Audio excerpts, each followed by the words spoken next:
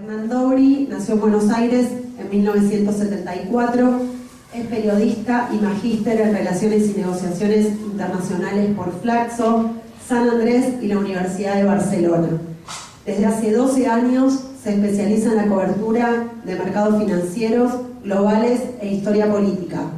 En la actualidad se desempeña como editor general del portal Sala de Inversión América, es colaborador del diario Perfil y docente de la carrera de periodismo y la Universidad de Palermo. Fue editor de Bloomberg TV Argentina y corresponsal en Buenos Aires para los canales de Brasil y España. Jefe de redacción de la revista Inversor Global y ha publicado en El Cronista, Clarín, Haaretz, Infobae, Fortuna, entre otros. Es autor de Operación Israel, El rearme argentino durante la dictadura y los rabinos de Malvinas, libros que ha presentado en nuestra institución. Hoy volvemos a recibir en nuestra casa, que también es la suya, a Hernán Dobry para presentar su nuevo libro, Los judíos y la dictadura. También le damos la bienvenida al escritor y periodista Marcelo Birmacher, quien estará a cargo de la presentación junto al autor. Le damos un aplauso. Muy buenas noches. Cuando Hernán, en un pasillo de esta misma institución, me comentó que iba a publicar un libro sobre Nueva Presencia, el inolvidable periódico semanario judío argentino que se publicó entre los 70 y mediados de la democracia, mediados de los años 80, le dije, cuando ese libro salga, si querés, yo te lo presento. Y el motivo por el cual se lo quería presentar, o los motivos eran variados. Uno, que me parece que Hernán escribe libros imprescindibles para la comunidad judía argentina. Hay muchos mitos alrededor del tema de los judíos y la dictadura, muchos mitos alrededor del tema de Israel y la dictadura, y muchos mitos alrededor de la dictadura argentina en general. Y además el tema de Nueva Presencia es un tema realmente histórico y especialmente singular. Y la escritura y los libros de Hernán son científicos hasta donde puede ser científica la ciencia social. Las ciencias sociales están atravesadas por las opiniones y las subjetividades. Pero Hernán se esmera en traer los datos, los testimonios, los testigos vivos, e incluso testimonios de testigos que ya no están vivos, y los recupera por medio de otros testigos o de las fuentes escritas. Las cifras tan importantes, las fechas, todo lo que puede probar de modo irrefutable. Y también en cómo lo va armando, más que lo que él dice, cómo lo arma, los títulos de los capítulos, expresa con respeto su opinión. El armado del libro también obedece a una manera de ver el mundo, a una manera de ver el país, a una manera de ver a la comunidad judía, incluso el pueblo y el Estado judío. Pero había un dato muy personal por el cual yo quería presentar este libro. Y es que Nueva Presencia fue el primer periódico en el que yo publiqué mis escritos en la Argentina. Y el último que los publiqué gratis. El primero que publiqué en Argentina y el último que publiqué gratis. Y en Argentina digo, pues yo había publicado previamente en la revista Aleph de Israel, que era una revista que se publicaba en castellano, en la tierra de Israel, y también en el periódico Aurora, que dirigía Ismael Míñez. En ambos periódicos publiqué antes de publicar en Nueva Presencia. En Nueva Presencia publiqué por primera vez en el año 1985. Yo tenía 18 años. Había escrito un cuento a los 16 años, durante una clase de francés, en el colegio Mariano Moreno.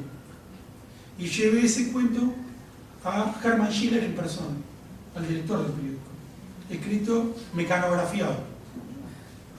Y Hermann lo leyó, se lo dio a su colaboradora, Gabriela Safranchik, que si no me equivoco era también su pareja. Posteriormente lo fue María Sebane, secretaria de redacción y también pareja de Hermann. Y en base básicamente a la aprobación de ella, el cuento fue publicado.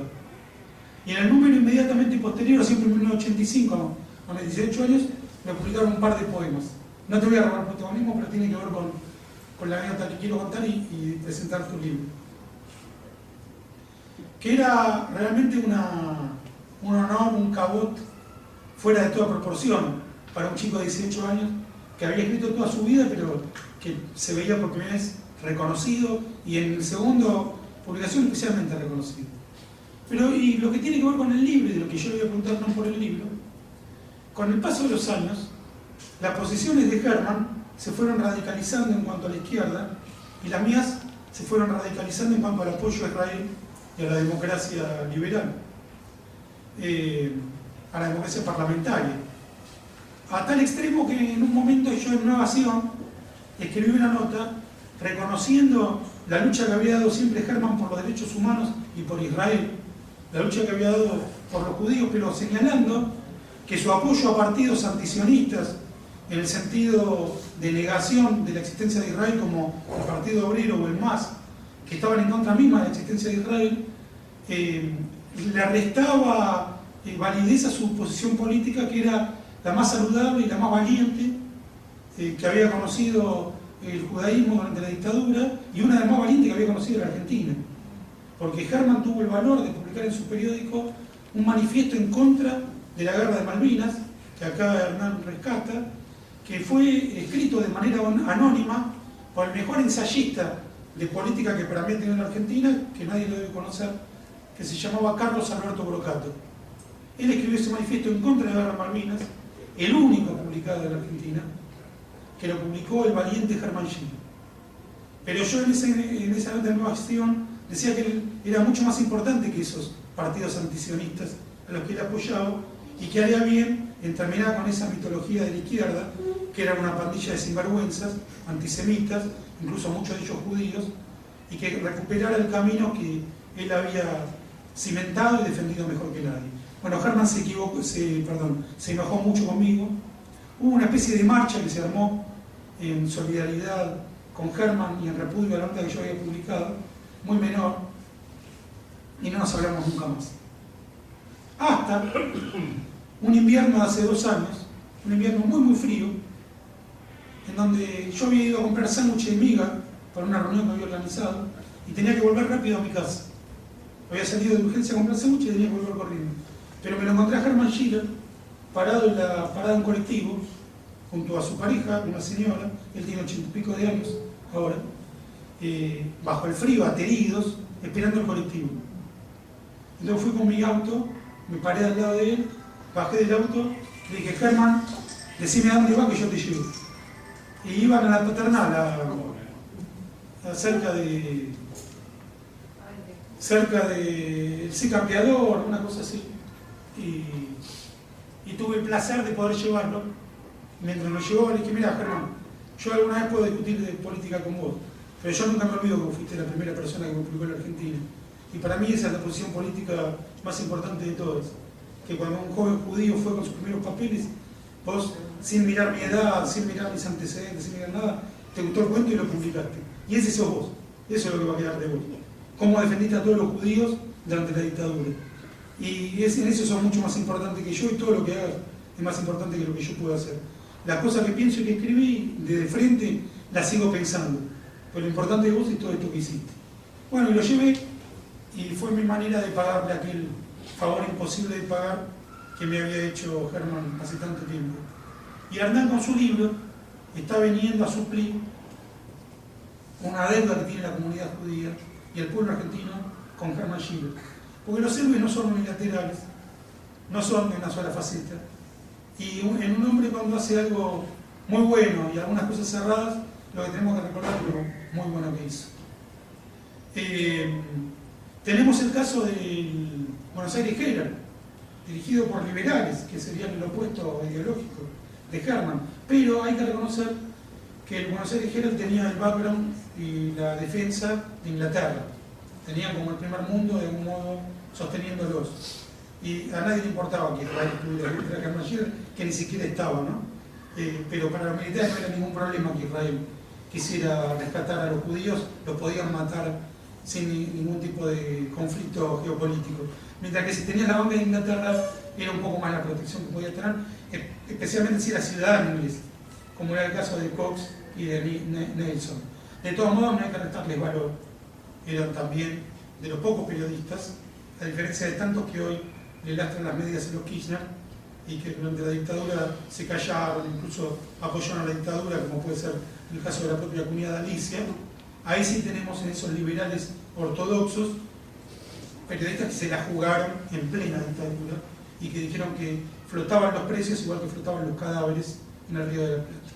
Esa fue la metáfora que usaron. Bueno, vamos a este libro que repito, el libro iba a ser Nueva Presencia, iba a ser el título.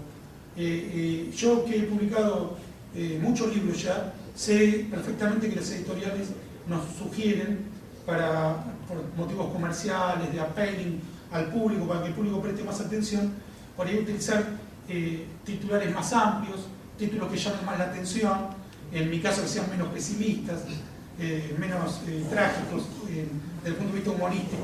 Y los escritores, especialmente como Hernán y como yo, que no somos grandes bestsellers, tendemos a hacerle caso a la editorial porque ya que están invirtiendo en nosotros, le queremos dar la derecha cuando, bueno, si el libro no va a vender, que no sea por culpa de que yo me llegué a poner el título que me sugerían. Ya el contenido no me lo tocan, pero el título les doy la derecha, no sea cosa que después me eche la culpa que no vendió por mi culpa. Así que se terminó llamando a los judíos y la dictadura. La primera pregunta es, en todo el libro hay una tensión, que es entre la posición de Hermann Gehlen y Nueva Presencia con la comunidad judía organizada, que siempre es más cauta, que no quiere apoyar transparentemente las marchas, y muy específicamente me llamó la atención de un rabino ortodoxo que decía, ya los derechos humanos están en la Torá. Los movimientos de derechos humanos a los que vos te estás plegando tienen un fuerte componente antisemita, incluso antisionista. Eso le dice el rabino a Hermann. Estos movimientos de derechos humanos, las Madres Plaza de Mayo concretamente, no comulgan con los valores intrínsecos de la Torá. Y repite muchas veces Torá, todo el tiempo Torá, Torá, Torá. Es algo muy significativo. Es muy importante el testimonio de Hernán, porque es exactamente lo que dice el rabino. Hernán no lo apostrofa. Y Hermann insiste con que hay que aliarse con las madres y con los distintos movimientos de derechos humanos. Ahora bien, dado el diario del lunes, a mí me quedó resonando si el rabino no tenía parte de razón. Y la pregunta específica es esta. Todavía no hice la pregunta. A mí me quedó resonando que el rabino tenía razón. M. de Bonafini, en el año 2001, organizó en la Asociación Madre Plaza de Mayo una clase pública en apoyo directo al atentado que había cometido Bin Laden contra las Torres Gemelas. Participó David Viñas, Vicentecito Lima y Sergio Schlender, que por entonces era amigo de Eve, era el hijo putativo. Y literalmente dijeron que era un movimiento revolucionario, que era lo mejor que le había pasado a la humanidad en los últimos años y que era el comienzo de una lucha contra la opresión que representaba Estados Unidos y que era algo bueno para la humanidad, el atentado contra las Torres Gemelas. Muy paradójica y curiosamente, el periodista que reveló esta masacre teórica, este sinsentido, fue Horacio Berbisky. ¿En dónde lo reveló? En dónde reveló que Eve Bonafini estaba defendiendo a capa y espada a Bin Laden en página 12, en una nota de tapa, la nota doble que escribió Horacio Berbisky.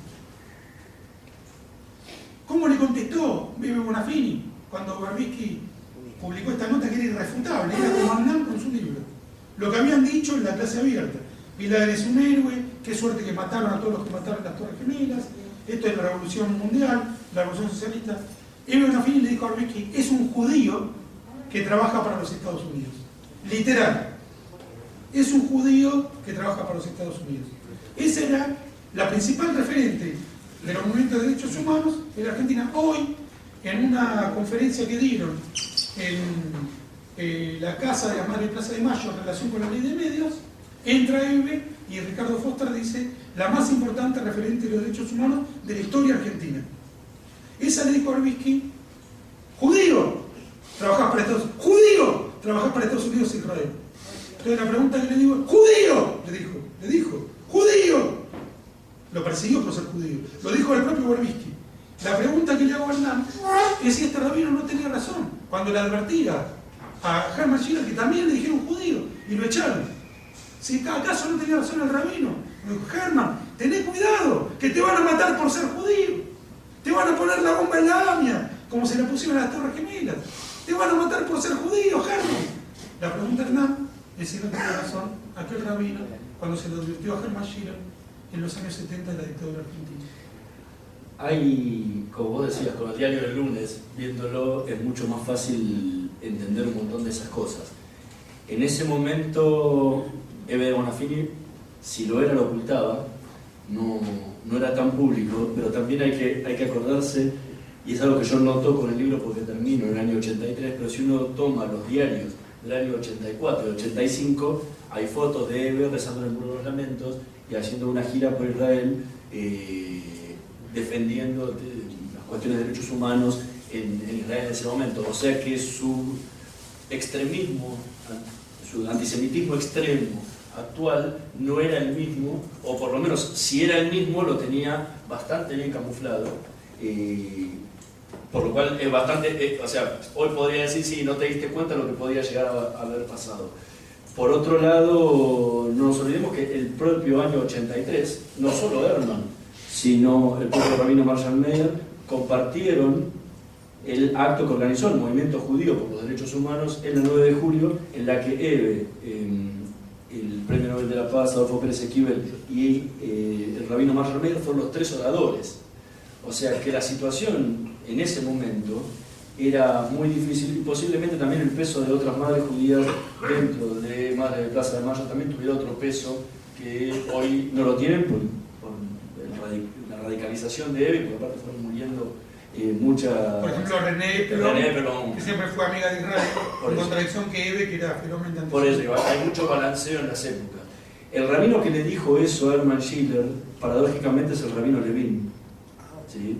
Que se lo dijo durante un acto de Agudat Israel que salió publicado en La Voz Judía en ese momento, y donde no le apuntaban tanto a Hermann. Los cañones iban apuntados a Maya, directamente. Pero más que nada, no por el juntarse con, sino porque la forma de expresión religiosa era totalmente diferente la que tenía la ortodoxia, la sigue teniendo hoy en día, la que tenía la ortodoxia en ese momento, y el movimiento conservador, y había una pelea personal entre la ortodoxia y el propio Marshall. Creo que a Hermann le tiran en ese momento diciendo que quieren meterle el veneno comunista dentro de las cabezas a los jóvenes, a las jóvenes generaciones y compañía. Pero en eso sí, es muy difícil darse cuenta de qué era lo que podía llegar a pasar. Pero hay un punto interesante en lo que vos decías. Conversando con Hermann, luego de terminado el libro, quiero aclararos una cosa: Hermann nunca supo que yo estaba escribiendo este libro. Se enteró unas semanas antes de que yo entregara el libro mismo. Empezó a querer darme un montón de material, un montón de contactos, y yo ya había entregado el libro a la imprenta. Porque justamente lo que quise era que él no pudiera influir en mí en absolutamente nada de lo que yo fuera a escribir. Yo aproveché que él contó su historia, Nueva Presencia, 500.000 veces en entrevistas muy largas, de las que yo conseguí los crudos de las entrevistas, no las entrevistas editadas, sino la grabación original. Entonces pude reconstruir horas y horas y horas de entrevistas de él contando Nueva Presencia, con lo cual me permitió, y hace muchos años, con lo cual sus recuerdos eran mucho más limpios que los que podía tener hoy, influidos por los años, que son bastante parecidos a los de esa época. Y él me decía una cosa, dice: yo tengo un gran problema porque hoy hablar dentro de la izquierda me cuesta muchísimo. Me peleo constantemente por los ataques antisemitas que hay dentro de la izquierda contra Israel. Pero yo los peleo desde adentro constantemente. Y eso responde de cierta forma la primera parte que critiqué a Hermann. ¿Hasta qué punto no es indigno para uno mismo, y que tanto defendió la dignidad, de seguir considerando interlocutores que te dicen judío, trabajar para Estados Unidos judío? Si hay que seguir hablando con esa gente, si tienen que destruir Israel, hay que destruir Israel. Y acá pasamos a otro tema muy interesante del libro. Ese fue un debate que se armó en la última elección de la AMIA, donde yo le pregunté a la presidenta de Convergencia, que había hecho una alianza con el ICUF, le digo: pongamos que ustedes ganen la elección. Dice: ¿cómo vas a hacer el día que haya que hacer un acto en favor de Israel en la puerta del AMIA, como había pasado el año pasado, y tengas que ponerte de acuerdo con la lista del ICUF, que va a ser parte de tu comisión directiva, porque era la alianza que que si ganaba iba a gobernar. Digo, ¿cómo vas a hacer para poner de acuerdo a ellos que no van a salir a apoyar de ninguna manera a Israel? Dice, nosotros muchas de estas cosas las hablamos. Digo, sí, las hablamos ahora. El día que asumas la presidencia y que ellos logren estar adentro como querían de vuelta, se te va a dar vuelta todo. Y vas a tener una pelea, una fractura interna de condición directiva, justamente porque las opiniones son totalmente opuestas y son, casi podría decir, irreconciliables. Ya no son antisionistas, pero su postura ante claro, Israel sigue siempre a siendo... favor de los árabes. Bueno, nos pasa dentro de la comunidad, pasa afuera también. O sea, muchas veces se trata de pelear desde adentro. Herman es, desde siempre, es un idealista, como dice él, es un revolucionario idealista. Entonces es muy difícil con esas cosas. A Herman lo expulsaron también de la Universidad de la Madre Plaza de Mayo. Sí. Lo expulsaron como anticipó el rabino. Ahora, pasando a otra pregunta, siempre repitiendo que el libro de Hernán es imprescindible por la cantidad de datos que tiene y que uno esté a favor o en contra, es una fuente, de las pocas fuentes fidedignas para saber lo que pasó en esa época. Me vuelvo a encontrar con otra persona que fue mi benefactor, que es Israel Lotterstein, que lo puedo decir sin temor, vende armas. Acá está puesto en el libro. Israel, no casualmente su nombre, me dio mi primer premio importante, que fue la beca de la revista Cultura, de la cual era uno de los mecenas, que me permitió viajar a Nueva York y a Madrid, también a mis 27, 28 años, y desde ahí también viajé a Israel. Me hice, porque también era con un monto en efectivo, y usé el pasaje para viajar a Israel. Y aparece citado Israel en un tema apasionante del libro, que es la venta de armas de Israel a la dictadura militar. Sí, Israel, para que no se confunda. Como Israel del país. Pero Israel... Más fácil llamarlo Cacho, Cacho. como lo llaman todos. Cacho, Más fácil, ¿no? Cacho era el fabricante, el empresario de armas. Su hija, que falleció lamentablemente, Gabriela, también escribió un libro muy importante sobre los judíos y desaparecidos. Sí. Son dos libros complementarios. Bueno, buena parte de las entrevistas que yo utilicé fueron los crudos. Yo la conocí a Gabriela, y bueno, por supuesto lamenté mucho su pérdida tan temprana. Y acá la pregunta, que también, como te das cuenta, mis preguntas, igual que en la lectura del libro, son con contenido. Yo quisiera esta pregunta contextuarla. Hay que tener en cuenta que el ERP era un grupo que estaba en contra de la existencia de Israel, pero los montoneros fueron mucho más allá. Los montoneros entrenaban en el Líbano, en los campos de Al-Fatah, en la época que Al-Fatah cometía atentados como por ejemplo el de Maalot, que fue tomar un jardín de infantes en la aldea de Maalot en Israel y asesinar a los chicos judíos. Ahí participó en el rescate fallido Moshe Dayan, y poner bombas en distintos centros civiles de Israel o romper con piedras las cabezas de los niños judíos. Esto no es sensacionalismo, eran el tipo de atentados que cometían, arrojar paralíticos judíos de los barcos al mar, eran todos los tipos de atentados que cometía el terrorismo palestino, que era previo a lo que fueron después los atentados suicidas. Eran artesanales, ¿no? Sobre todo con niños, que se especializaban en matar niños, especialmente de jardín de infantes. 16 niños, 30 niños, 40 niños, colectivos, pero tenían predilección por los niños pequeños. Y los montoneros se abrazaban con Arafat y participaban directamente de la lucha del terrorismo palestino contra la existencia del Estado judío. Galimberti en particular participó de forma directa en los combates desde el Líbano contra Estados judíos. Tenemos un caso sintomático, que es el de Marquito Zucker, el hijo del actor Marco Zucker. Marquito Zucker fue apresado por la dictadura en el año 76. Gracias al denodado esfuerzo de su padre, acompañado por las instituciones judías, de un modo soterrado, lograron liberarlo. Pero Marquito Zucker no le alcanzó. Se fue a Brasil y volvió con los montoneros y se entrenó con los asesinos de judíos en el Líbano, en los campos de Al-Fatah, en donde tenía que ocultar su identidad judía, pues si no lo mataban ahí. O sea, luchaba contra Israel, pero tenía que ocultar que era judío porque si no lo mataban. Y por supuesto, cuando vino el 79, dijo, bueno, ya está, ya te liberamos una vez, y lo mataron posteriormente. Que ya no sé si puede llamar asesinato de la dictadura. porque lo dejaron ir. Dijo, mirá, te dejamos ir, ya está. No mates a tu pueblo y no trates más de matarnos a nosotros. Te dejamos. Y él volvió. O sea, yo ya no sé qué se puede hacer. Te dejamos ir. Yo no voy a ir a reclamar por esa persona. No voy a decir que lo vuelvan a liberar. Ya lo dejamos, ya te dejamos ir. Ahora, no mates judíos y no trates de matar a los militares, porque te dejamos ir. Ya te dejamos escapar. Tu papá te pidió por vos y le dijimos sí, te dejamos ir. Bueno. ¿Sí? Ahora, en este contexto, ¿cuán bizarro es que los israelíes, como le vendían armas a todo el mundo, también le vendieran a los militares argentinos? También se las vendieron. Hernán dice en su libro que los familiares de desaparecidos judíos decían, las armas no militares las usan para matar a nuestros hijos. Pero la pregunta es si las armas de los montoneros no las usaban también para matar a sus hijos. Y que Israel le vendía armas a cualquier país del mundo, como hacen todos los países del mundo. Y antes de pasar a la pregunta, y perdón, hay que tener en cuenta que mientras Estados Unidos, en cuya órbita estaba Israel, y cuyas posiciones en la ONU Israel apoyaba, a partir de la presidencia Carter, que fue en el 76, empezó a hostigar a la dictadura argentina pidiéndole que respete los derechos humanos. Mientras que la Unión Soviética, hostil a Israel, vetaba las resoluciones que promovía Estados Unidos y apoyó a la dictadura desde el día de su aparición hasta el último día de la dictadura.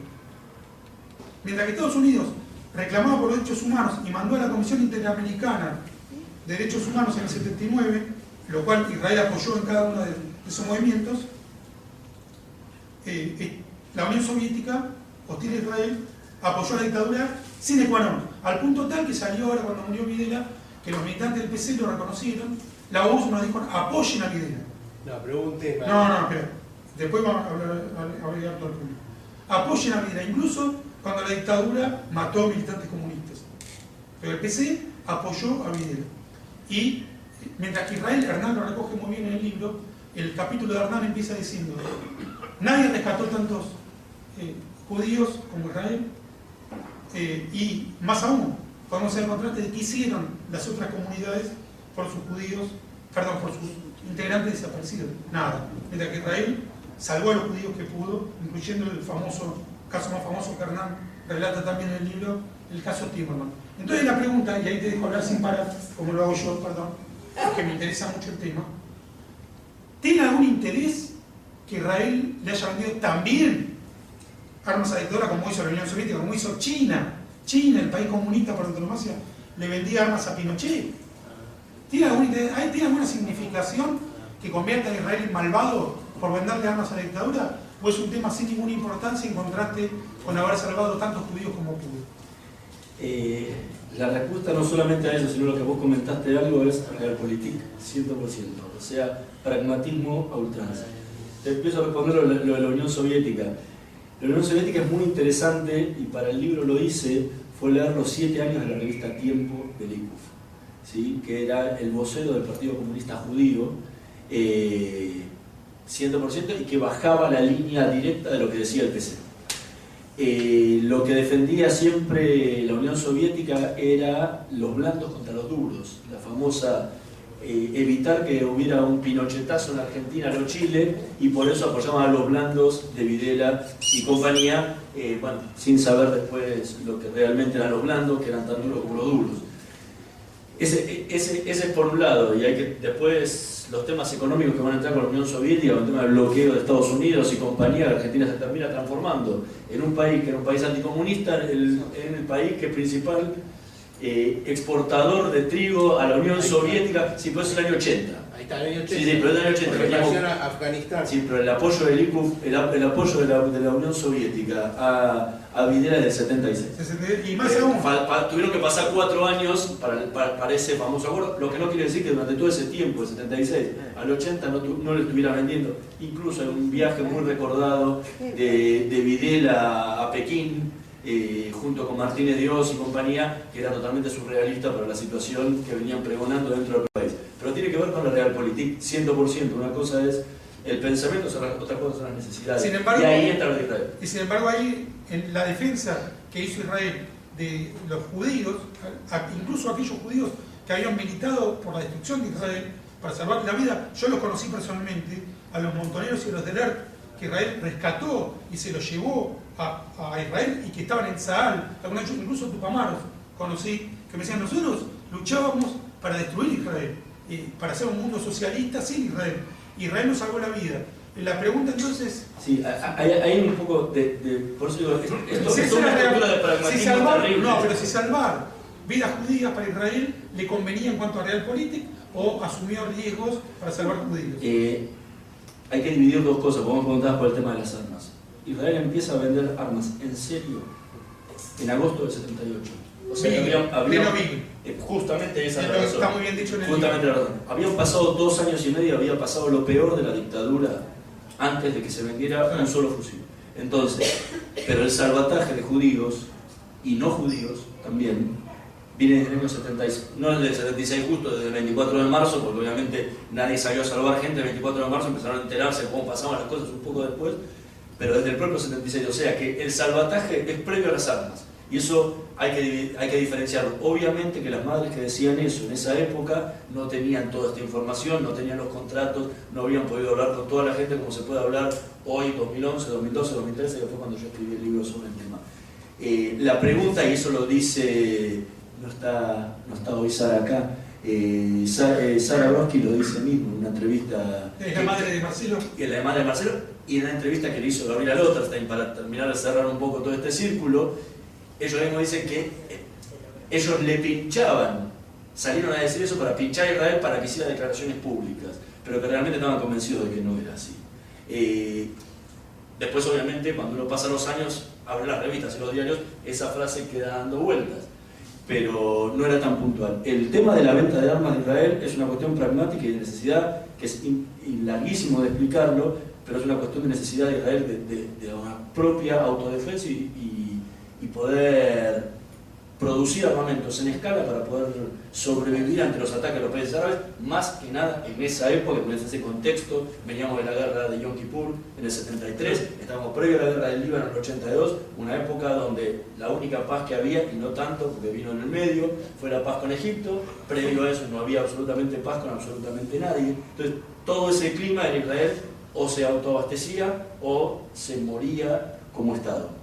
Y el pragmatismo de Estados Unidos es lo mismo, porque Carter la trajo a Patricia Derian, impulsó la Comisión Interamericana de Derechos Humanos, pero el 80% de las armas que vendió Israel tienen mínimo un 30% de componentes estadounidenses, y hay una ley de Estados Unidos que dice que si hay un tornillo, ellos tienen el derecho a veto de esa venta, y no vetar nunca. O sea, que también vuelvo a lo mismo, el Realpolitik 100% es muy difícil poder explicar todas esas cosas con idealismo.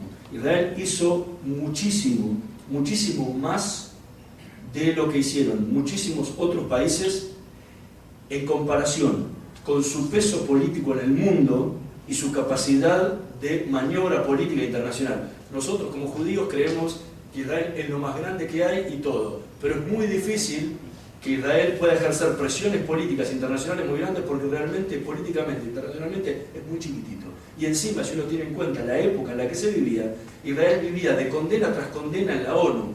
Así que Israel trataba más de defenderse de las condenas que sufría de la ONU con todos los países árabes, e incluido Argentina, que les votaba constantemente en contra o se abstenía de votar. O sea, era una cuestión muy difícil. Por lo cual, que Israel haya logrado todo eso es importantísimo, porque no lo han hecho muchos países, incluso los propios cónsules israelíes, yendo a visitar las cárceles a los presos a disposición del Poder Ejecutivo Nacional. Es algo que muy pocos países lograron. Yo estoy trabajando ahora, no voy a adelantar el tema final, pero estoy trabajando con los cables secretos de la Embajada de Estados Unidos, ¿sí? Que mandaban a su embajada. Y Estados Unidos apenas podía mandar en alguna época a sus cónsules a las cárceles. Israel lo hizo asiduamente. Está bien. Tenemos que pensarlo de dos formas. O los militares eran muy antisemitas porque pensaban que todo judío era israelí, o eran hipersionistas, ¿sí? Que eran mucho más sionistas que los propios sionistas, que decían que bueno, todo judío en el mundo tiene la posibilidad de tener una ciudadanía israelí. Es lo primero, obviamente.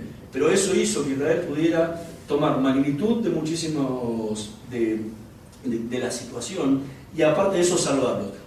Y el número no fue mayor de rescate de presos a disposición del Poder Ejecutivo Nacional simplemente porque, por dos razones. La primera era porque no querían dejar las cárceles por una cuestión de traición a sus compañeros que estaban presos. Y no pasa solamente acá. Hay un libro excelente, ahora no me acuerdo el nombre, no lo cito en este libro, lo leí después, de un periodista uruguayo que habla sobre la comunidad judía de Uruguay, y pasaba exactamente lo mismo en Uruguay. Exactamente lo mismo. Y el segundo punto es que no querían ir a Israel. Porque eran antisionistas. Más que nada, no querían hacer la tzabá, no querían cumplir con ninguna cosa, preferían quedarse adentro de la cárcel con riesgo a desaparecer que dar el brazo a torcer. E incluso Israel, en muchísimos de los casos que salvó, lamentablemente los vuelos directos hubo uno solo, el caso Eichmann, que hubo Tel Aviv-Buenos Aires directo. En esa época había que hacer escala como hay que hacerla hoy. Hace poquito hacíamos en San Pablo, pero ahora se vuelve a Europa. Se bajaban en Europa la escala, no llegaban a Israel, y muchísimos de ellos, hay testimonios, se juntaban a grupos anti-israelíes y participaban en manifestaciones pro-OLP, ¿sí? Y esa misma gente la sacó Israel. Ahora, la respuesta puntual a esa no la doy yo, la da el Talmud, ¿sí?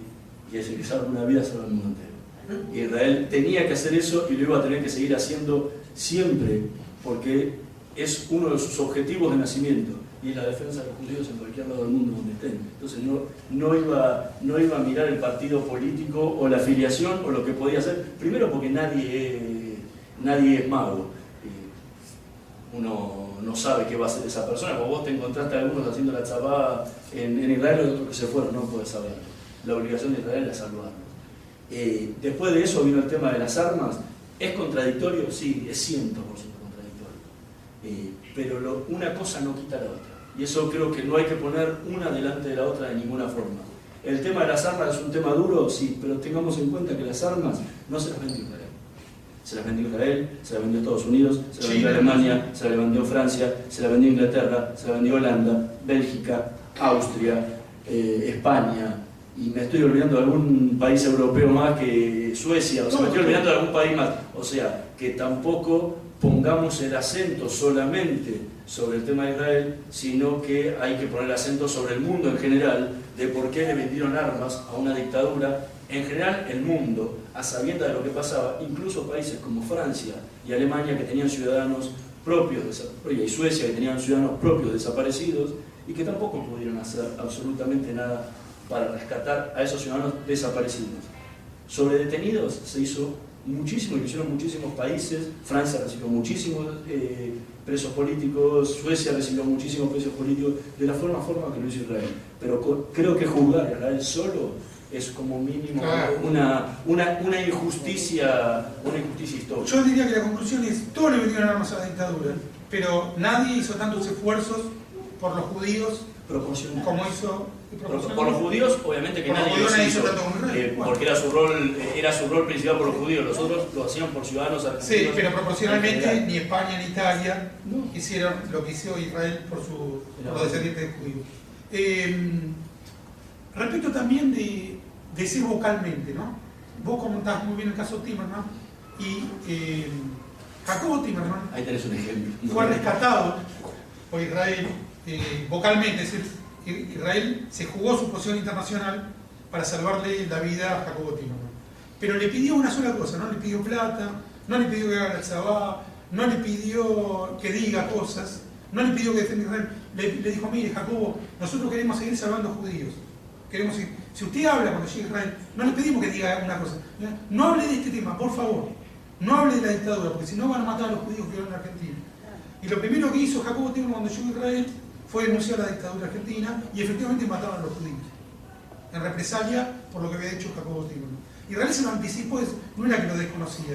Yo pienso que hay una línea directa entre la traición que cometió Jacobo Timerman con la traición que cometió su hijo, ahora que negoció con nuestros asesinos, que sonrió y le dio la mano a nuestros asesinos mientras insultó a Israel. Israel, igual que defendió a los desaparecidos durante la dictadura, ahora volvió a ponerse en problemas para decir: no negocien con Irán. Irán es el asesino de vuestra propia gente. Pero Argentina, el gobierno argentino prefirió negociar con sus asesinos. Y el que le puso la firma, el que buscó el tratado, el que le mintió a la comunidad diciendo que no le mucho mejor que yo el caso. O sea, hay un hilo conductor, parece que es herencia de familia. Vuelve. El punto de acusándola incluso de ser el Judenrat de la dictadura, cosa que es por lo menos es una acusación demasiado grave, que no tiene ni siquiera el más mínimo asidero. E incluso para desmentirlo, no estoy yo, está el rabino Marshall Meyer, que cuando le preguntaron sobre eso dijo que la palabra complicidad es una palabra muy fuerte para librarse de la comunidad judía. Hubo temor y hubo algo que pasó en la Argentina que era: el argentino no te metas, quédate en el monte. Palabras de Meyer, no mías, que de esto conoce un poco más que yo. Todo eso lo heredó Héctor. Incluso no solo lo heredó, antes de firmar cualquier cosa con Irán. No sé si te acuerdas que hizo una visita a Israel. Bueno, lo recibieron tal como se lo merecía, con un freezer. Mirá que hay que tener un freezer en Israel que hace tanto calor. Fue una de las visitas más frías que tuvo el canciller en todas sus giras que hizo. ¿Y por qué? Porque todavía los viejos funcionarios de la Cancillería israelí no se olvidan. Los jóvenes no tienen ni idea de quién es Timerman ni quién es este Timerman. Pero los viejos funcionarios de carrera de la Cancillería israelí saben muy bien quién era Jacobo Timerman y saben muy bien quién era el hijo. Por eso justamente recibió exactamente el trato que merecía, porque fue justo la semana anterior que Pepe Liayev había publicado en perfil su nota denunciando que se estaba negociando con Irán. La semana anterior al viaje de Héctor Timerman. Y ahí lo recibieron de la forma que se merecía, la forma con la que reciben a un traidor. Y creo que lo de Jacobo Timerman con Israel fue traición. Porque no solo eso, después se dedicó a pegarle a Israel en medio de la guerra del Líbano, como poca gente con su segundo libro, la guerra más larga. Israel, la guerra más larga, en pleno 82, en plena guerra del Líbano. O sea que tampoco es o sea, nunca fue una persona demasiado querida, ni hoy, ni en la época, y los recuerdos quedan. Y justamente lo de Héctor es herencia, y está pagando encima las cosas que le sirvió su padre. A quien en la jerga, vos lo sabrás muy bien, en la jerga periodística, lo llaman siempre el hijo de Jacobo. Claro, es lo único que es. Ahí también hay, que está muy bien en el libro de Hernán, justamente porque Hernán es más cauto y más informado que yo, pero que yo lo puedo metaforizar, es que Israel se dedicó más que a hablar a salvar, y que era contradictorio hablar con salvar. Que si hubiera tenido una posición más elocuente, más vocal, hubiera matado más gente. Y la diplomacia silenciosa salvó más gente que si hubiera sido una diplomacia efusiva. Que lo importante es salvar vidas. Y que de ahí también tiene que ver con este gobierno y con lo que forma parte de Héctor Timerman, que es el discurso, la efusión, los grandes símbolos, pero que en definitiva queda, y yo ataco al que salvó a mi padre. Yo daba como ejemplo que Venezuela. Eso se lo preguntó Mario O'Donnell en Radio Continental. No, yo no le debo absolutamente nada. Yo dije acá en una charla que si Venezuela hubiera salvado a un pariente mío, yo me corto la lengua antes de hablar mal de Chávez. Yo hablo siempre mal de Chávez, me parece un neonazi, afortunadamente ya no está entre nosotros. Pero si hubiera salvado a un pariente mío, no lo hubiera defendido, pero jamás hubiera hablado en contra. Ni una palabra. Ni una palabra. Bueno, pasemos a otra pregunta más. Esta es muy importante, Hernán. Y sos una de las pocas personas a las que se lo puedo preguntar con confianza. No te voy a pedir datos concretos, porque no los tiene nadie. Pero vos sos uno de los pocos que no mienten al respecto y que no mitologizan. Desaparecidos judíos. Yo me manejé siempre, y la repetí con ignorancia, la cifra de 2.000 desaparecidos judíos. Esa cifra nunca la confirmé, pero participaba del mito. es una enormidad. Acaba de publicar Seferino Reato un libro imprescindible, tan imprescindible como el de Hernán, que se llama Viva la Sangre, que es sobre el cordobazo, pero con un enfoque muy singular y riguroso, que es como el cordobazo fue el punto de partida tanto de la dictadura y de la masacre que iba a cometer la dictadura, como de Arpe y Montoneros en cuanto a las locuras que iban a perpetrar, a la locura sanguinaria que iban a perpetrar. En ese libro, Seferino Reato da un dato absolutamente revelador e imprescindible para la historia argentina. Los desaparecidos, es decir, las personas secuestradas por la dictadura, torturadas y asesinadas, de las cuales sus parientes no volvieron a saber nada hasta el periodo democrático, fueron 7.158. 7.158. No 30.000, no 8.000 y pico, como llegó a decir alguien que yo quiero y respeto mucho, como Graciela Fernández Mejide, a la que considero la persona más lúcida del movimiento de los derechos humanos, sino 7.158, contados y confirmados. ¿La CONADEP no tiene más que eso? No, 8.962 casos. Sí. Pero la CONADEP toma desde el 74 para acá. No el 76, analizó 74, 83. Entonces tiene un montón de casos que se dieron antes. De Isabel para acá. Claro. Y la CONADEP también incluye muertos sin combate y asesinados por los propios montoneros, que recién, mucho tiempo después, se descubrió, como el caso de Jaimán, que no lo había matado la dictadura, su hijo militaba en Hijos, sino que lo habían matado los propios montoneros. El hijo dejó de militar en Hijos. Y había varios casos de CONADEP que habían muerto en combate, o por ejemplo, caso Paco Urondo, que se tomó la pastilla de cianuro en Mendoza, caso Rodolfo Walsh, que disparó primero antes que le disparen a él. Rodolfo Walsh fue tiroteo. Claro, no era desaparecido, fue tiroteo. No, no era eso. Claro, desaparecido es, te van a buscar a tu casa, te desaparecen y no se sabe más de ellos. Sí, lo que filtraron fue caídos en combate. Caído seguro. Es decir, una Disparar y que te disparen es caído en combate, no es desaparecido. Sino que entonces vos tenés que disparar y no te pueden disparar a vos. Cuando vos le disparás a un militar no te puede disparar. Bueno, después lo hablamos. Entonces la pregunta es sobre desaparecidos judíos. ¿Los caídos en combate cuántos son de todos esos? No sabemos, pero no se O consideran sea, desaparecidos. no hay una el problema grande con desaparecidos es que no hay una... Primero no existe una cifra certera puntual. Va a haber un montón de cifras y según quién lo mire, qué estadísticas se tome y cómo. Porque si uno mira hoy las estadísticas de la CONADEP con todos los que sumó el gobierno, últimamente estamos en los 11.000. Y si uno mira la CONADEP del 84, es muy difícil entender cómo hubo 2.000 y pico de desaparecidos nuevos entre una época y la otra, que empezaron a sumar. Por ejemplo, sumaron todos los de Formosa, los montoneros caídos en Formosa, el ataque del regimiento, la democracia, están en el monte están sumados a la lista de Monte Chingolo. que están en el museo. Ahora, si un combatiente guerrillero va a Monte Chingolo, le dispara a un militar, el militar lo mata, ese es un caído en combate. Entonces, desapareció, es que fue secuestrado de su casa y torturado y que no se supo más de él, no que murió en combate. Hay muchos datos diferentes.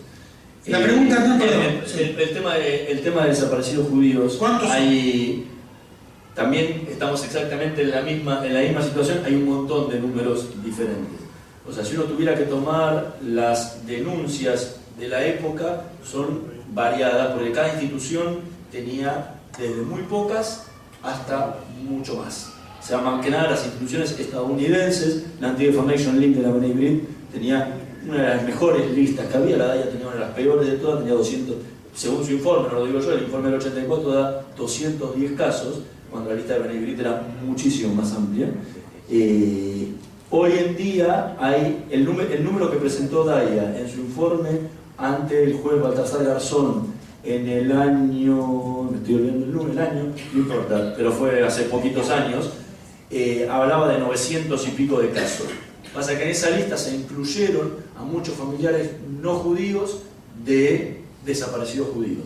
O sea que si uno tenía una esposa católica, la incluyeron como desaparecida judía, o si uno tenía un esposo católico, lo incluían como desaparecido judío. Entonces también estamos cerrando el número bastante grande. Yo traté de filtrar todos esos números y llegué a una lista lo más cercana posible a los datos que hay, que habla de 794 casos, creo que de 792 94 casos. Esos están con nombre y apellido y constatados con los datos que existen en CONADEP. O sea, puede haber algunos que habían nato pero no están en CONADEP, o algunos que pueden haber estado en CONADEP y no en las listas de desaparecidos de la comunidad. Los números son difíciles. En la época, la Embajada de Israel le dijo a los propios familiares que el número que ellos tenían era de 1.500 judíos desaparecidos. Datos de la Embajada, no datos a nivel. En una época se hablaba de 1.200, en otra época se hablaba de 1.500, y lentamente, con el avance de los años, ha ido incrementándose cada vez más la cantidad de judíos desaparecidos, hasta que hoy se consideran que son 2.000. Yo siempre digo el chiste, digo, paremos un poco la mano, porque en algún momento van a ser 30.000. No podemos seguir hablando irresponsablemente sin números. Hay que hablar con números en la mano, porque si no vamos a decir cualquier cosa y las estadísticas de la historia van a terminar hablando de números que no son los números reales. Lo que pasa es que no sé si es correcto tomarlo de la CONADEP como techo, porque en el 84-85, en el tiempo de la CONADEP, todavía había miedo de hacer las denuncias. Entonces, ¿por qué no hacer las denuncias que no se pero igual, así y todo, con parientes no judíos, la DAIA en el último, la DAIA y Kosofam, que se hizo en España, las presentaciones que hicieron llegan a un número parecido, o sea que no llegan mucho más de 900 en los 2000. O sea, en los últimos años, o sea que tampoco puede subir tanto demasiado eso teniendo en cuenta lo que pasó desde el 84 para este lado. O sea, no, es muy difícilmente llegue a los 2000 casos. Yo creo, si tuviera que hablar, hablaría más o menos de las cifras certeras. Y no me gusta hablar de proyecciones. Hablo de las cifras certeras. ¿Cuántos podrían ser? Estamos en un problema inmenso, por muchas razones. Primero es, ¿quién es judío? Y ahí entras en un problema muy grande. Hay una anécdota que no la conté yo, la cuenta Marisa Brailan en la presentación del libro de Gabriela Lotterstein, Postmortem, ¿sí?, que organizó su padre Cacho en Clásica y Moderno. Por la calle Palermo, Palermo, por Palermo, pero no me acuerdo. Una editorial pequeña. No, la editorial sí, en Eterna Cadencia. En Eterna Cadencia. La editorial es de Cacho, la que lo publicó. Estaba presente en ese momento Alfredo Neuberger, estaba presente Marisa Brailan y estaba presente Abraham Barguín y Baruch Plamnik también.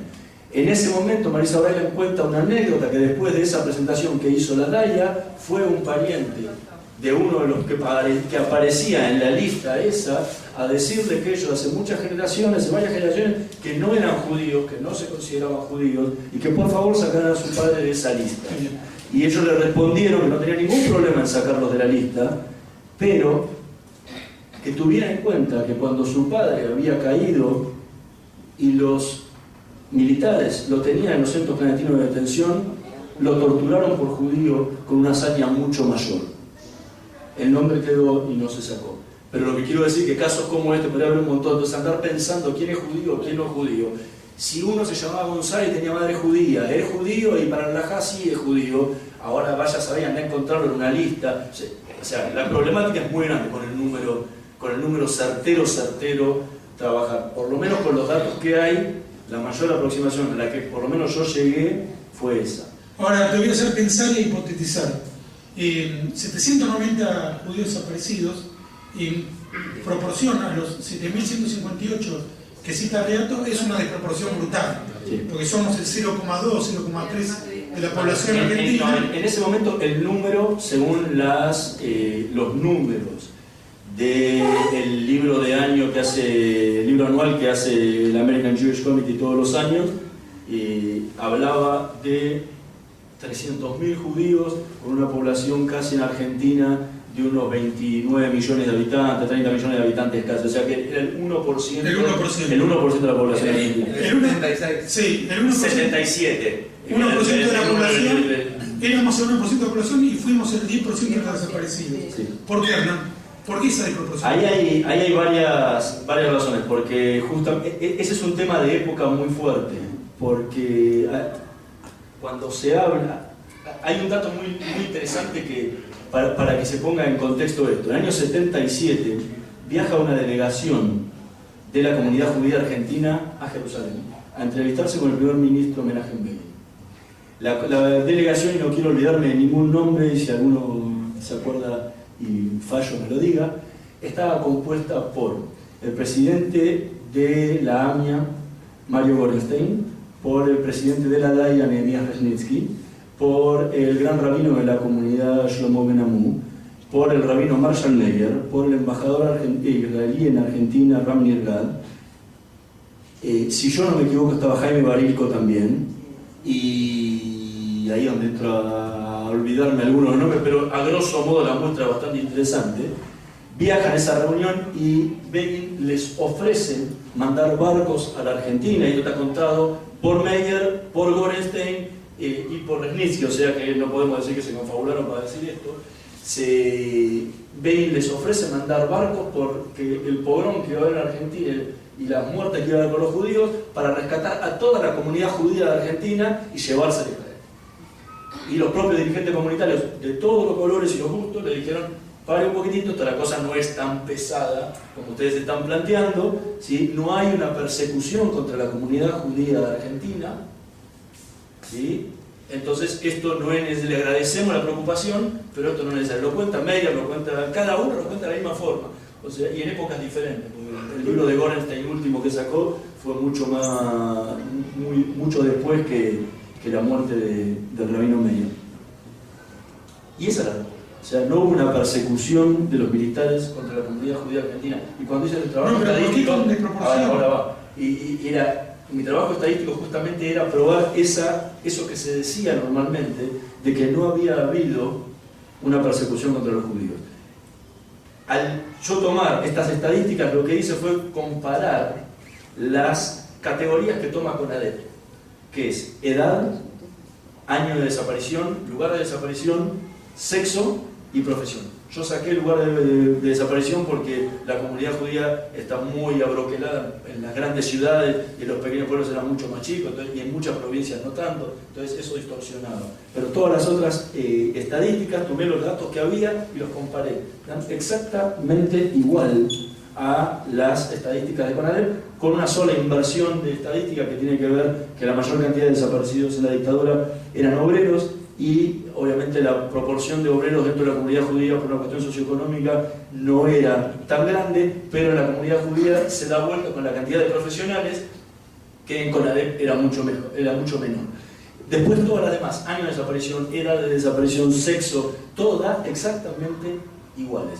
Eso lo que me probaba a mí era que los judíos que desaparecieron lo hicieron porque formaban parte de los sectores más perjudicados por la dictadura en ese momento, en términos de militancia política, en términos de carreras específicas, psicología, ciencias exactas, física, filosofía y letras, más allá de la militancia o no, en esos sectores. Yo pienso que había una desproporción de judíos militando en la izquierda armada. No hay número para decir eso. Había muchísimos dentro de los diferentes movimientos, pero no hay al día de hoy un dato que uno pudiera probar y decir sí, esto es así o no. Vamos a ver, por ejemplo, que uno de los principales dirigentes montoneros, Marcos Otasinski, judío, por lo menos descendiente de judíos, bueno, el propio Marquito Zúcar y Berbisky, oficial de inteligencia montonero, es decir, judíos que ocupaban un rol predominante en la organización armada más importante de la Argentina. La pregunta es, Hernán, no te pido que tengas la respuesta, pero vos diste datos incontrastables, datos indiscutibles. Efectivamente, la dictadura no persiguió a los judíos por ser judíos. Los persiguió... Si no la proporción... Hubiera sido mucho si no la proporción, porque hay un dato interesante. Déjame saber... De los judíos que desaparecieron, ¿sí? Tomemos el dato que uno quiera. Tomemos, si quieren, 2000, la comunidad tenía 300.000 judíos. O sea, no es ni el 1% de la comunidad. Digo, sí, no es ni el 1% de la comunidad, hubieran sido 3.000. O sea que si hubiera habido una persecución contra la propia comunidad judía, esa cifra tendría que haber sido muchísimo mayor. Pero aún sin haber una persecución específica, y yo estoy de acuerdo con vos que no fue así, sí sabemos que una vez que lo atrapaban por ser del arte de montoneros, o comunista, o por el motivo que fuera, lo torturaban el doble por ser judío, una vez que ya estaban adentro. Eran nazis de la cárcel para adentro. Bien, pero la pregunta es, yo no tengo la respuesta y te invito a pensarlo y que reflexiones en público, ¿por qué hubo esta cantidad de judíos que participaron, podemos ver el caso de montoneros, menos en el especialmente montoneros, y por qué esta cantidad de judíos antisionistas? ¿Y por qué estos casos de judíos que en las cárceles decían, no, yo me quiero quedar con mi organización?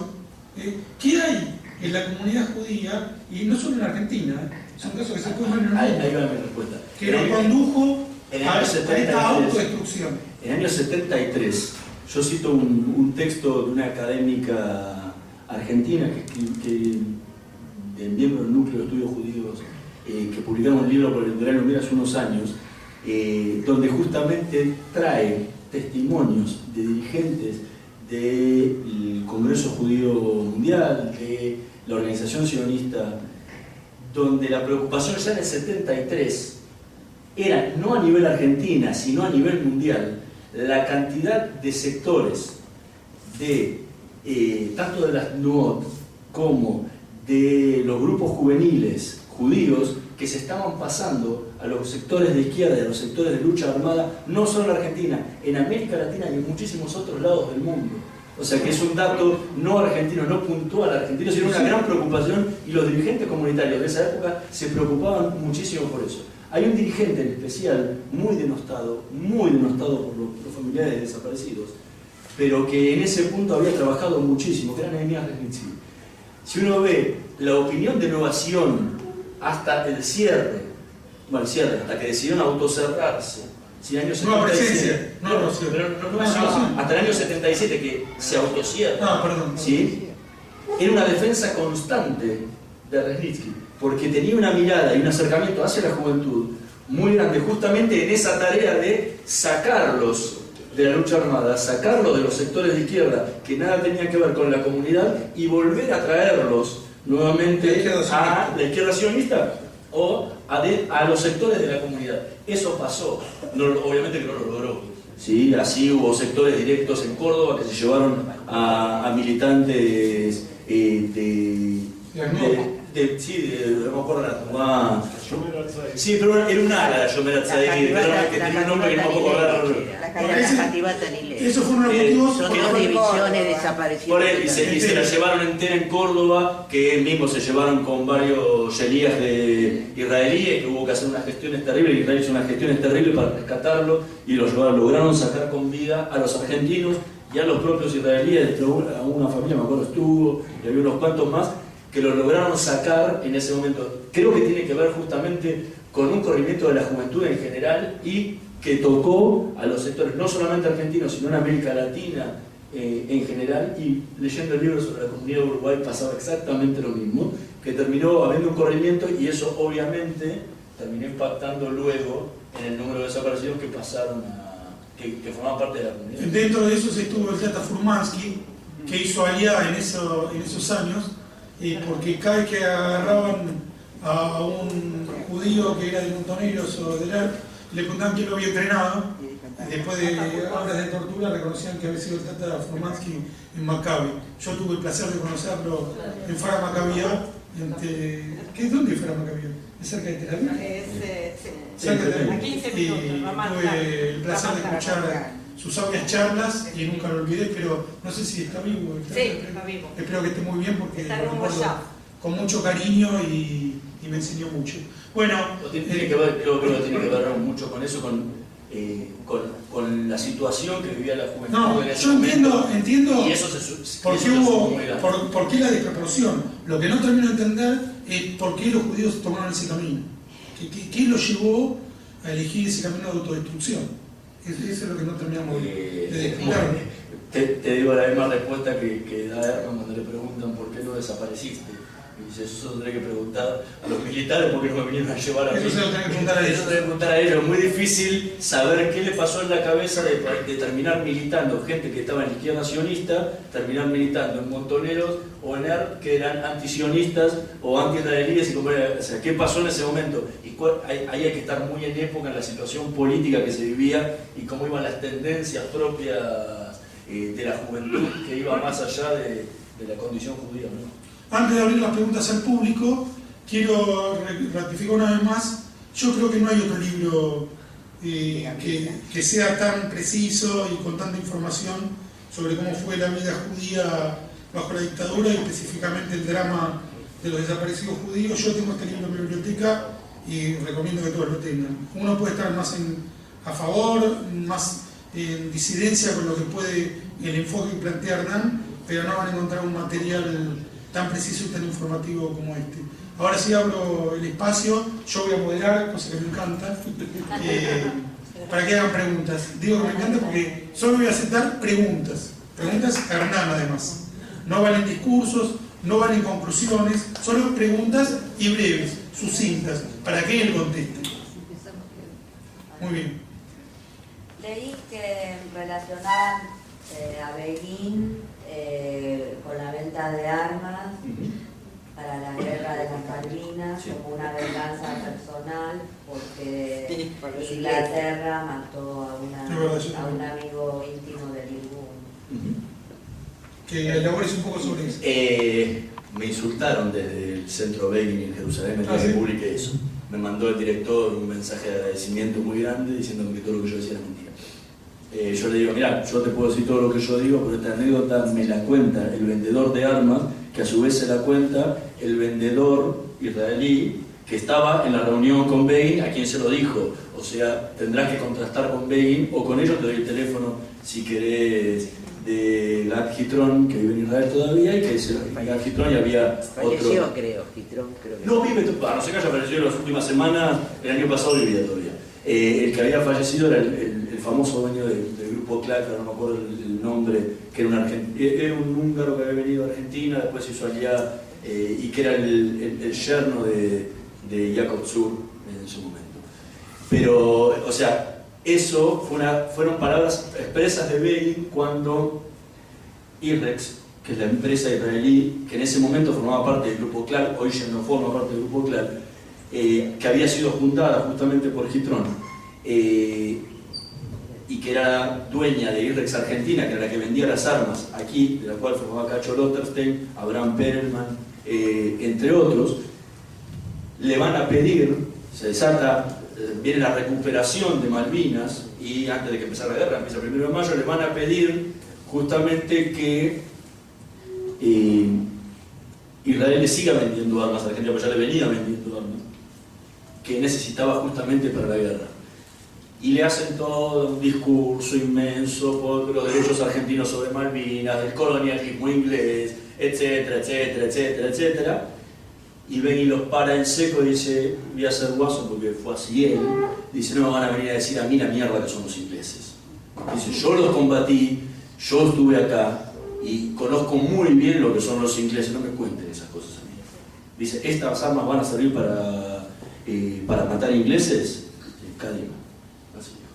Kadim. Sí, adelante. Entonces dijo, y ahí le dijo, esto va por mi amigo Dos Brunner, que fue el que ahorcaron en la cárcel de Aco los ingleses en pleno... ¿La rebelión? Sí, en plena rebelión contra el mandato británico en Palestina en ese momento, y él era uno de sus mejores amigos. Porque la rebelión se llama el libro de Begin. Sí, no solo eso. Mismo, Begin es uno de los pocos primeros ministros israelíes que no está enterrado con Ben Gurion en el Monte Herzl. Está enterrado al lado de Dov Brunner en el Monte de los Olivos. Mira si lo quería. Y esa fue la frase de él, contada por fuentes directas. El centro Begin me dijeron que no, pero bueno, es un tema de ellos que tendrán que resolverlo. ¿Otra pregunta? Te cuento una última cosa, y me lo cuentan dos vendedores de armas distintos en dos entrevistas diferentes. Así que lo pude chequear, no era una versión que invento de uno solo, sino de dos diferentes que lo conocían. Solamente quería saber qué te inspiró a investigar tanto, no sé si lo dijeron al principio, qué te inspiró a investigar tanto, con tanto detalle, o sea, ¿cuál fue tu motivación para escribirlo y para averiguar todo eso? ¿De cuál de este libro? Yo vengo investigando desde el año 98 la comunidad judía y la dictadura. Este libro, la base de este libro fue mi tesis de grado del año 2004. Y para mí era una cuenta pendiente con la historia. O sea, investigarlo, o sea, para mí investigar no existe de otra forma que no sea puntilloso y detallista. Hay veces me dicen que soy demasiado detallista y que doy demasiados datos, pero creo que los datos son las únicas cosas que uno no puede refutar. Las opiniones las podemos discutir toda la vida, pero los datos son datos y la información es información. Leyendo durante muchos años sobre lo que tenía que ver con la dictadura, empecé a ver libros que escribían sobre la prensa argentina y la dictadura. Un libro específico que es el que escribieron Eduardo Blaustein y Martín Subieta, que se llama decíamos ayer, la prensa argentina durante el proceso, que hablaba sobre toda la prensa, un libro de 500 páginas, un libro encima editado en una edición muy grandota, ahora también Coligüe, ¿no? Coligüe, donde ni siquiera decía la palabra nueva presencia. Después antes había salido un libro de Orson Anowski que se llamaba Paren las rotativas, donde cuenta la historia de la prensa argentina en general, desde la Gaceta de Mariano Moreno hasta la época de los 90 que se editó el libro. Tampoco nombraba nueva presencia. Salió un libro hace poquito de unos académicos de la UBA con varios ensayos, tampoco nombraba nueva presencia. Leí el libro de 75 años de la DAIA y para la DAIA no había existido nunca ni nueva presencia ni el rabino Marshall Meyer. Tampoco existía el rabino Graetz, Bobby Graetz, que hay que recordarlo muchísimo porque se lo ha olvidado la historia, y es otro, habría que escribir un libro específicamente sobre él, porque encima de todo era el representante oficioso de la DAIA ante la Asamblea Permanente por los Derechos Humanos. De ninguno de ellos lo nombraban, entonces digo, ni la propia comunidad se acuerda, ni los propios colegas se acuerdan de este diario. Y me parece una omisión de la historia terrible, porque cuando las generaciones futuras vayan a hablar sobre el rol de la prensa en la dictadura, van a tomar ese libro y van a pensar que nunca existió un diario que se llamó Nueva Presencia que hizo tanto, y absolutamente tanto como muy pocos colegas lo han hecho en esa época tan dura. Entonces me pareció una omisión que había que repararla de alguna forma, y la única forma era contándola, y que esa historia se conociera tal como había sido, y que ocupara Nueva Presencia realmente el lugar que se debía en la historia. Entonces, motivado por eso, decidí escribirlo. Y es algo que dijo Marcelo al comienzo: el libro se iba a llamar Nueva Presencia, el diario que desafió la dictadura. Pero no lo consideramos muy marketinero. ¿Otra pregunta?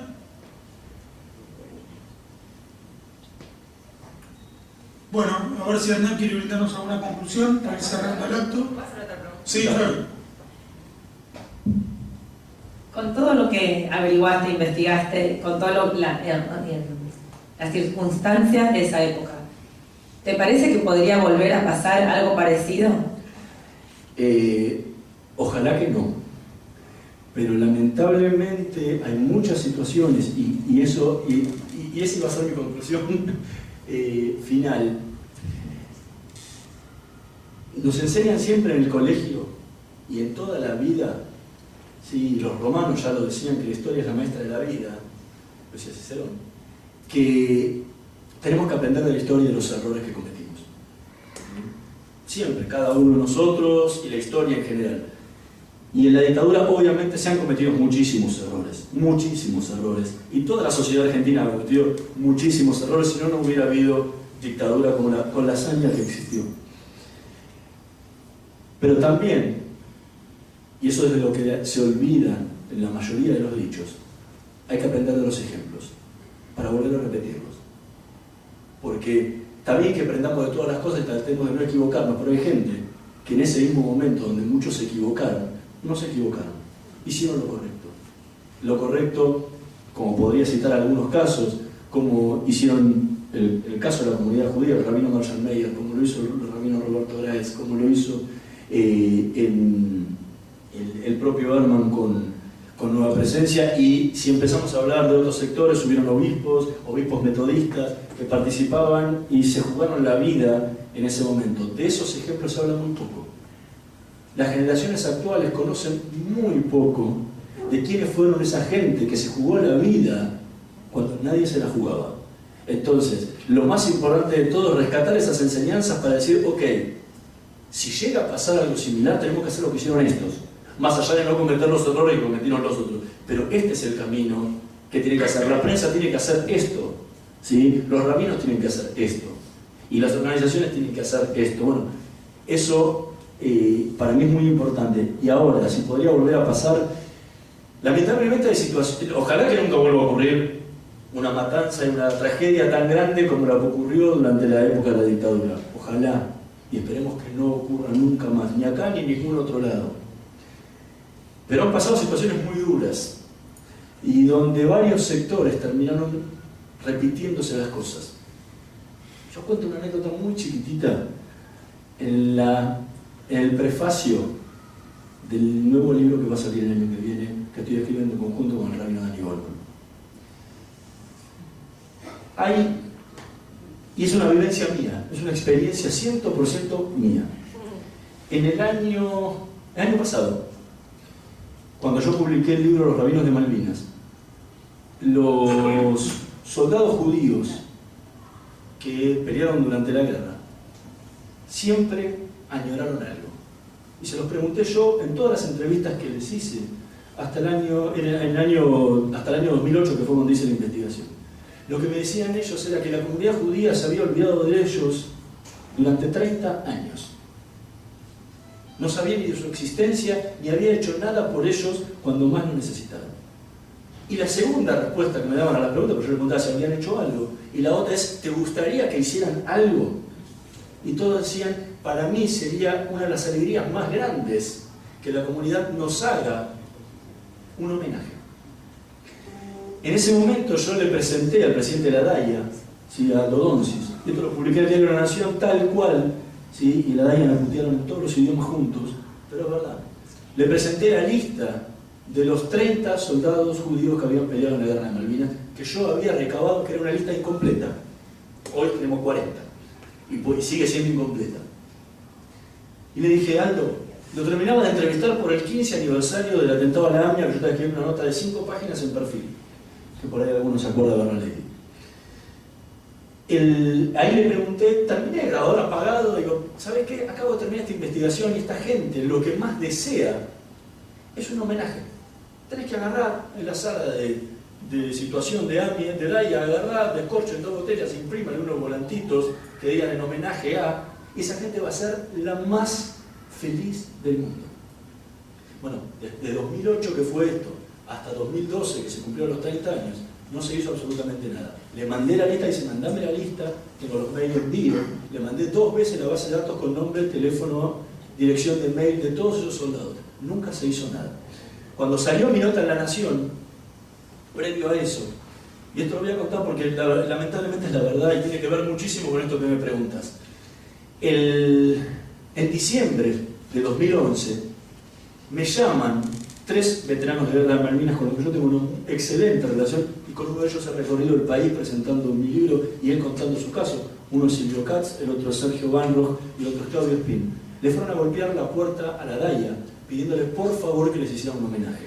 Algo bastante humillante para cualquier persona ir a pedir uno que le haga un homenaje, pero del dolor y la necesidad que tenían. En esa reunión realmente no los trataron nada bien, nada bien. Y encima, como dice Silvio, siempre me regalaron el libro de los 75 años donde no figura la guerra de Malvinas, o sea, no había testimonio más puntual de decir que nos olvidaron de alguna forma, de que le incluyeron que la Argentina había habido la única guerra del siglo XX. Cuando termina esa reunión, y después de varias y de otras que tuvieron, me llaman y contándome esto. Y yo justo le había ofrecido al Diario de la Nación la posibilidad de publicar el adelanto de mi libro, justamente en exclusiva para ellos. Y me dice, mira, lo podemos hacer como una columna dentro de una investigación especial que nosotros tenemos sobre el antisemitismo en Malvinas. Me puse violeta. Digo, investigué durante 3 años este tema y alguien me ganó de mano. Digo, ¿cómo puede? Aparte no me crucé y ningún entrevistado me dijo, che, hay otro que está haciendo lo mismo que vos. Estaba verde. Entonces lo llamé a los soldados y le digo, escúchame, ¿conocés de alguien que esté haciendo esto? Y me dice, no sé nada. Llamo a la Nación y digo, escúchame, por favor, te pido un favor, decime quién hizo esta investigación, porque me estoy volviendo loco. Me dice, no, la DAIA nos ofreció en exclusiva esta investigación. Me puse violeta 2 veces porque dije, ¿cómo puede ser que la institución haya hecho una investigación de este tamaño y yo no me haya enterado de nada? Ahí lo llaman a los muchachos y me dicen, ah, sí, fuimos nosotros y le contamos los casos. Entonces, una de las cosas que nos ofrecieron era denunciar públicamente el antisemitismo en Malvinas, cuando nunca habían hecho absolutamente nada sobre eso, tenían un testimonio. Y no solo eso, le ofrecieron al diario una exclusiva de algo que no tenían tampoco. No solo eso, empezaron a negociar para hacer un acto en homenaje a ellos en conjunto con el Ministerio de Defensa y el Ejército, algo que si no hay otra cosa que odien los veteranos de Malvinas, hacer algo con las Fuerzas Armadas. ¿Por qué? Porque querían hacer algo político en ese momento. Cuando publiqué la nota, un amigo mío, que no voy a decir su nombre, y que forma parte de la DAIA, o formaba parte de la DAIA de ese momento, se reúne conmigo en un bar y me dice, che, hay mucho malestar, y se habló en una reunión de comisión directiva especialmente sobre tu libro y tu artículo en La Nación, porque dice que es injusto, nosotros estamos haciendo un montón de cosas. Digo, mirá, no. Digo, acá está la lista de las cosas que estamos haciendo. Digo, no. Digo, ¿sabes por qué no? Porque no están entendiendo. Todo lo que me estás hablando acá es política. Estos muchachos vinieron a pedir un abrazo. El abrazo de su comunidad. Y no se lo están dando. Me dice, te pido por favor que esto se lo cuentes. No me acuerdo si es el secretario, el prosecretario de la DAIA en persona, porque no lo entendieron así. Me reuní con él, y lo puedo decir con nombre y apellido en el libro. Me reúno y empezamos a charlar de toda esta cosa, y le digo, pará, no están entendiendo nada. Esta gente quería un abrazo, y todo lo que están ustedes dándole, los están maltratando. Y no lo están entendiendo realmente la necesidad que tiene una persona cuando sufre una situación de dolor tan grande. ¿Y sabe lo que me dijo? Nosotros miramos todo con una visión política. Digo, pero esta gente vino a pedir un abrazo. Me dice, hay otras instituciones que iban a hacer esto de darles un abrazo, como el caso de la AMIA. Digo, la AMIA lo negocié yo porque ustedes no están haciendo nada. Yo hablé con los directivos de AMIA para que hicieran ese acto, porque la DAIA los estaba maltratando. Dice, no lo percibimos así. Bueno, lo mismo le pasó a los familiares desaparecidos durante la dictadura. Si la respuesta es si aprendimos algo, realmente aprendimos muy poco, porque realmente lo que iban a buscar los familiares era contención. Y los empleados de la DAIA, eso me gusta recalcarlo siempre, los maltrataban de una forma inhumana. Y hay muchísimos testimonios. Cuando iban a buscar un abrazo. Bueno, a los soldados les pasó lo mismo 30 años después. Ojalá que sirva el libro y sirva muchísimos testimonios para que en el 2010, 20, 30, 40 o vayas a ver el año 3000 no nos vuelva a ocurrir lo mismo y que la institución no termine actuando de la misma forma. Por eso es el centro mayor de las críticas hoy en día, en muchos casos sin tener en cuenta muchísimas de las cosas que se hicieron. Pero ese trato fue el que pasó, y pasó de vuelta con las víctimas del atentado al AMIA. Entonces, creo que es ahí, ojalá, y rezo porque los futuros dirigentes que tengamos puedan aprender de esas cosas y que las instituciones pueden ser políticas o mutuales o clubes o las que fueren, pero que cuando un ser humano viene a pedir algo, es un ser humano, y la política al demonio. Al ser humano hay que tratarlo, recibirlo con la forma que se merece, porque es un ser humano que está dolido y no va a pedir un favor, sino va a pedir ayuda. Yo, para cerrar, quiero decir que la comunidad judía, por medio de su mejor representante, que es el Estado de Israel, sí hizo algo por los judíos de Malvinas, que fue cuando vino Ariel Sharon a Argentina, le dijo, en vez de luchar por las Malvinas, vénganse a vivir a Israel, que fue lo mejor que podía hacer, y los que pudieron hacerle caso se salvaron, y los demás volvieron a sufrir como los desaparecidos. Pero que si en vez de militar en Montenegro, CEDER o en cualquier grupo de izquierda antisionista se hubieran ido a vivir a Israel, hubieran tenido vidas mucho mejores para ellos y sus familiares. Y lo segundo, para hablar del presente concreto, es que en este momento hay un estado terrorista mucho peor que Videla, que es Irán. Los judíos, que tal vez no supieron cómo salvar vidas durante la dictadura de Videla, ahora, y especialmente Danny Goldman, tienen la oportunidad de hablar vocalmente y locuazmente en contra de Irán, de defender a los judíos contra Irán. Ojalá Danny Goldman denuncie, que va a escribir un libro con vos, denuncie como se pudo haber denunciado a la dictadura y que contribuya a salvar vidas judías, denunciando a nuestro peor enemigo, al peor asesino de judíos posterior a la Segunda Guerra Mundial, al ejecutor del peor atentado antisemita posterior a la Segunda Guerra Mundial, al negador del Holocausto, que por favor Dani Goldman denuncie a la República Islámica de Irán. Esa es mi respuesta.